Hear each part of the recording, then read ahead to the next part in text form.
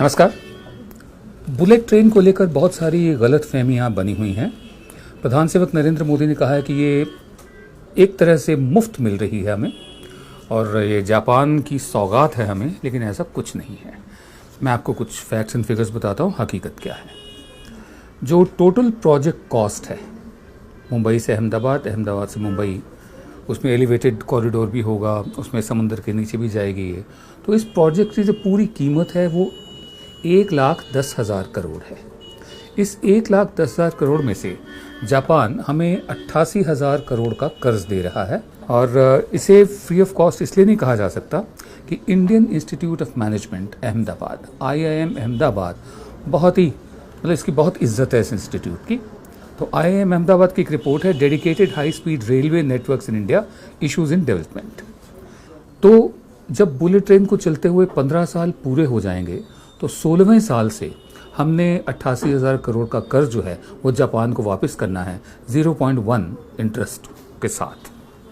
अब Indian Institute of Management Ahmedabad की जो रिपोर्ट है वो ये कहती है कि if the railway set the ticket price at 1,500 for 300 kilometre drive per person 15 years after the operation, अगर रेलवे 16वें साल में 300 किलोमीटर के लिए 1,500 रुपये किराया तय करती है तो उसे 88,000 से 1,10,000 यात्री रोज़ उसे लाने ले जाने होंगे, फेरी करने होंगे।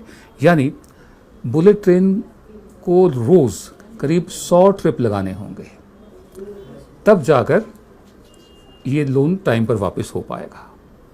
अब आप कल्पना कीजिए कि आप बुलेट ट्रेन 100 ट्रिप लगा सकती है एक दिन में अहमदाबाद और मुंबई के बीच। पहली बात ये है।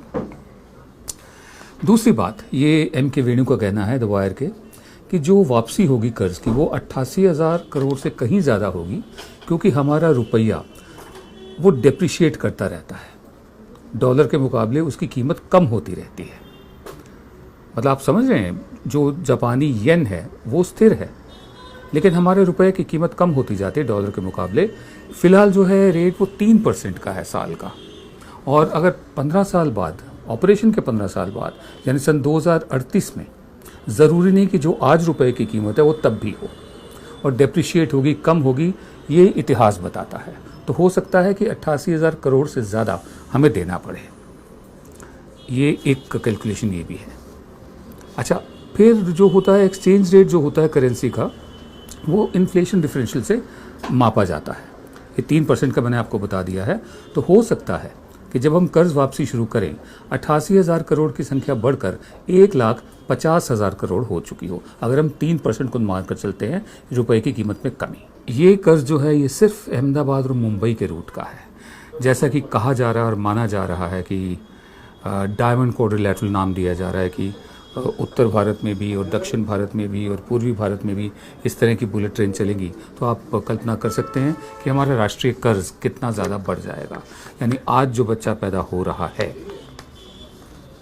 वो 18 साल बाद कर्ज उसको भी चुकाना पड़ेगा, 18 या 20 या जब भी वो कमाना शुरू करेगा।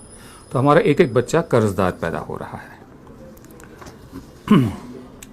ऐसा लग सकता है कुछ लोगों को कि जो 0.1% इंटरेस्ट रेट है, ब्याज की दर है, वो ना के बराबर है, कम है, लेकिन ऐसा है नहीं।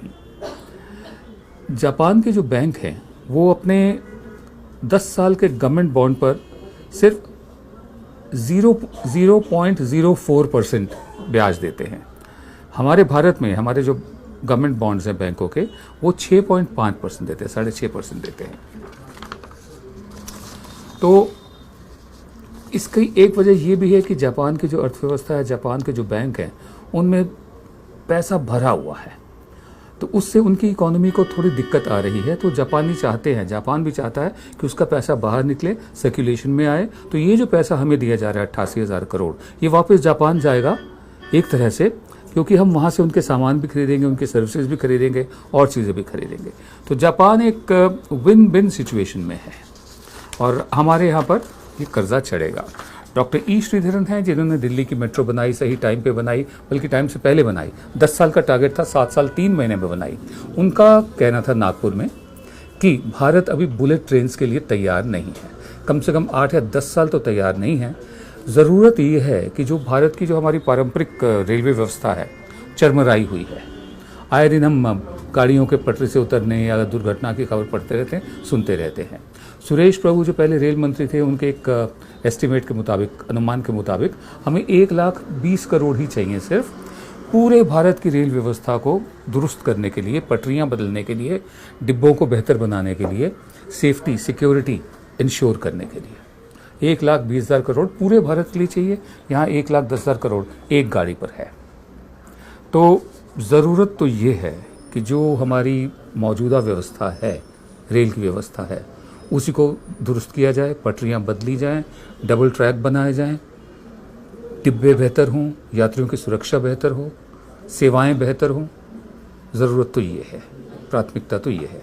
और बुलेट ट्रेन को लेकर जो भ्रांतियां थी, हमें लगता है कि ये जो सूचना अब सामने आ रही है, उससे सबकी भ्रांतियां दूर हो जाएंगी।